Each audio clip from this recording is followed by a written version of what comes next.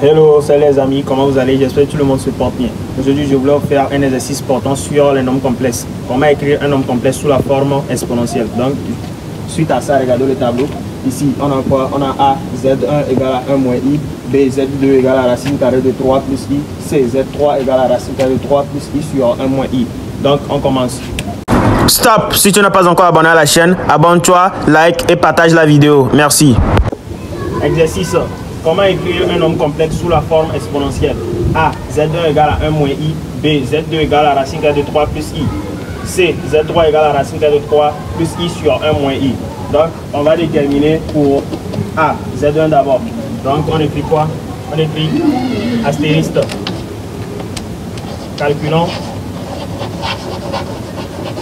le module. Calculons le module de Z1. Donc pour calculer le module de Z1, c'est quoi? On a un module de Z1 égale à quoi? Égale à racine carrée de la partie réelle de tout au carré, 1 au carré, plus la partie imaginaire de tout au carré. On a moins 1 tout au carré. Donc quand on calcule bien, on aura notre ici 1 au carré, ça fait 1. Ici, moins 1 au carré, ça fait 1. 1 plus 1, ça fait 2. Donc, on aura racine carrée de 2. Donc, notre module de Z1, notre module de Z1 nous donne racine carrée de 2. Maintenant, ce n'est pas ça qui est notre réponse finale. On va essayer de calculer l'argument maintenant. On va chercher notre argument. Donc, on écrit astérisque. Argument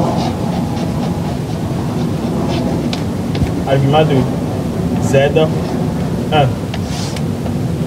Pour chercher l'argument de Z1, on fait une petite accolade comme ça. On écrit cosinus θ, sinus θ. Donc, cosinus θ désigne quoi? Cosinus θ désigne la partie réelle de Z1 sur le module de Z1. Donc, ce qui nous fait 1 sur racine carrée de 2. Maintenant, de même chose, sinus θ désigne la partie imaginaire sur le module de Z1. Donc, on a quoi? On a moins 1 sur racine carrée de 2. Donc, ce qui va me donner finalement, ici, ça va me donner racine carrée de 2 sur 2 ici, moins racine carrée de 2 sur 2, quand on fait bien l'expression conjuguée. Donc, on aura θ égale à quoi? Donc, sur le cercle trigonométrique, j'avais montré comment trouver l'angle sur le cercle trigonométrique. Donc, ici, on a cosinus cosinus racine carrée de 2 sur 2.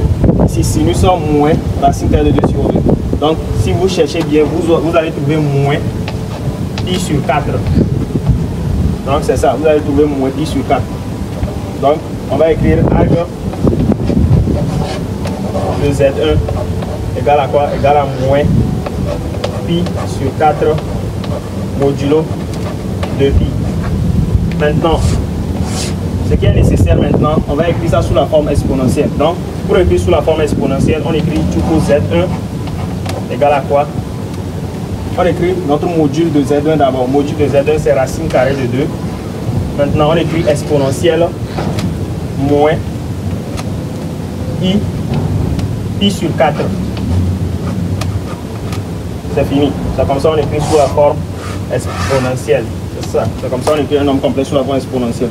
Donc, premièrement, vous cherchez le module, ensuite l'argument, et vous écrivez le module de Z1, ensuite l'exponentielle moins, le moins qui est ici, c'est ça ici, pi sur 4, notre angle, c'est fini. Ok, calculons le module de Z2. Donc, le 2, on va écrire le Z2 sous la forme exponentielle. Z2 égale à racine carrée de 3 plus I. Donc, pour écrire Z2 sous la forme exponentielle, on procède de la même façon.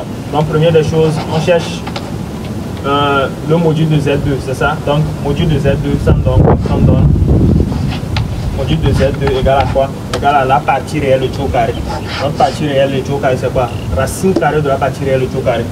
Donc, on a racine carrée de 3 de tout au carré, plus la partie imaginaire de tout au carré, 1 de tout au carré. Maintenant, on va calculer ce qui est à l'intérieur. Racine carrée de 3 de tout au carré, ça fait 3. 1 le tout au carré, ça fait 1. 1 plus 3, ça fait 4. Donc, on aura racine carrée de 4. Et racine carrée de 4, ça fait quoi? Ça fait 2. Donc, notre module de Z2 nous donne 2. Ensuite, on va chercher l'argument. Donc, argument de Z2 égale à quoi? Pour chercher l'argument de Z2, on aura écrire quoi? Cosinus θ, sinus θ. Ensuite, cosinus θ désigne quoi? Désigne la partie réelle de Z2 sur le module de Z2. Partie réelle de Z2, c'est racine de 3. Le module de Z2, c'est 2. Donc, on aura racine carrée de 3 sur 2. De même chose pour sinus. La partie imaginaire de Z2 sur le module de Z2. Donc, ici, c'est 1 sur 2. Donc, on aura 1 demi. Ce qui nous donne quoi? Ce qui va nous donner θ au final. Donc, θ va nous donner quoi? Sur le cercle trigonométrique. J'avais tout expliqué dans les vidéos précédentes. Donc, ce que vous allez faire, vous allez sur la vidéo précédente pour mieux comprendre comment trouver l'angle. Ici, on a cosinus racine carrée de 3 sur 2 et ici sinus 1 demi. Notre θ va nous donner pi sur 6. Ça va nous donner pi sur 6 si vous vérifiez bien. Donc, θ nous donne pi sur 6. Donc, ici, on va écrire argument de Z2 égale à quoi? Pi sur 6 modulo de pi, ou soit plus de kpi. Donc, ce n'est pas fini. Maintenant, on va écrire sous la forme exponentielle. Donc, pour écrire sous la forme exponentielle, on écrit tout pour Z2 égale à quoi? Égale à modulo de Z2.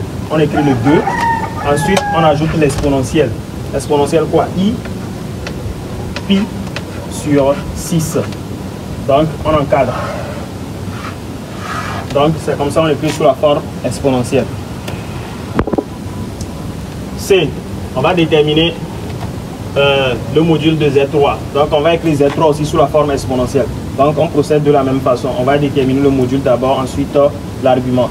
Donc, quand on observe notre Z3 bien, on voit que Z3 nous donne Z2 sur Z1. Donc, et on connaît notre Z2, on connaît notre forme exponentielle de Z2, c'est-à-dire on connaît l'argument de Z2 et on connaît l'argument de Z1 aussi. Donc, on va juste déduire ça. Là, pour le faire, qu'est-ce qu'on va faire? On va essayer d'écrire comme cela. Z3 égale à quoi? Égale à Z2 sur Z1. Donc, on écrit or modulo de Z1 égale à quoi? Module de Z1 égale à racine carrée de 2 et modulo de Z2 égale à 2. Égale à 2. Maintenant, on va chercher l'argument. Maintenant, l'argument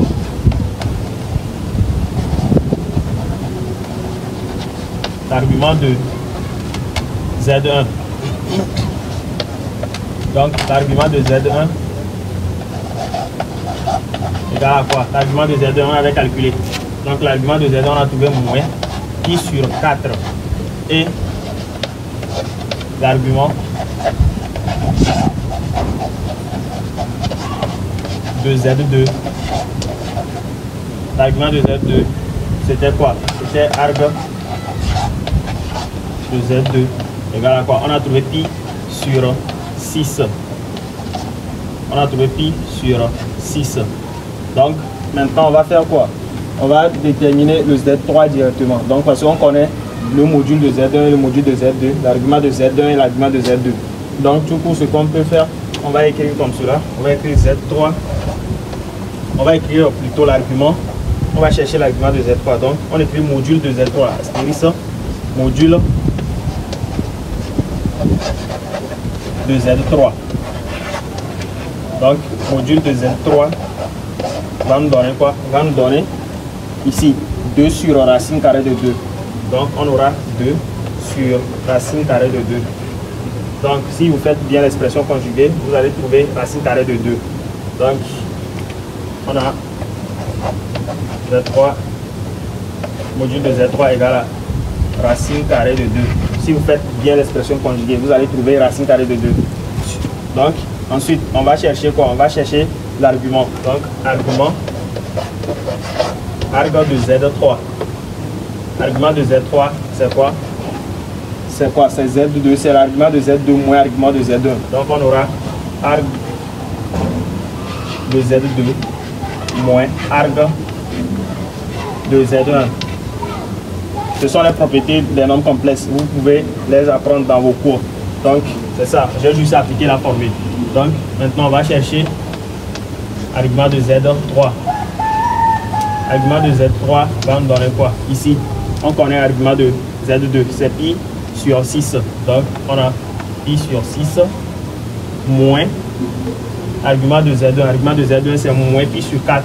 Donc, pi sur 6 moins pi sur 4. Moins pi sur 4. Donc, on aura argument de Z3 égale à quoi? Égale à pi sur 6 plus pi sur 4. Donc, quand vous calculez bien, vous aurez finalement argument de Z3 égale à quoi? Égale à ici 6 fois pi, on a 6 pi. Ici aussi 4 fois pi, on aura 4 pi. Donc finalement on aura quelque chose de 10 pi sur 24. Donc on va simplifier ça par 2. Donc on aura quoi? Ça équivaut à 5 pi sur 12. Ça équivaut à 5 pi sur 12 quand on simplifie par 2. Donc maintenant on va écrire argument de Z3 égale à quoi? Égale à 5 pi sur 12 modulo de pi, ou soit 5 pi sur 12 plus 1 de 4 pi. Et on souligne. Donc maintenant on va écrire notre Z3 sous la forme exponentielle. Pour écrire Z3 sous la forme exponentielle, on aura Z3 égale à quoi?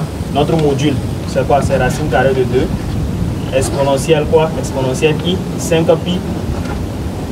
Exponentielle i 5 pi sur 12. Donc c'est ça. C'est comme ça, on écrit ça sous la forme exponentielle.